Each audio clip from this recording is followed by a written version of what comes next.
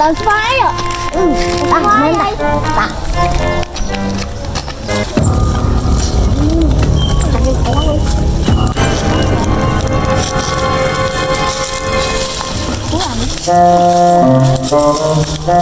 Cậu đẹp thế nha.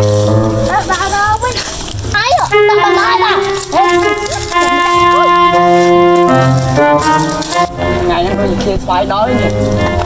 Có tập bé phi bấy xíu. Phải lo này tham nó bơi vô lo lấy. Phải lo tham nó bơi vô. Vai cũng đau phi.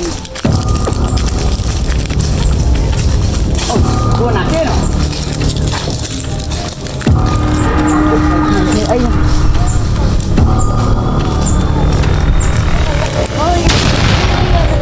À cái này quên với mày. Anh cho là to này. Nào vào đi.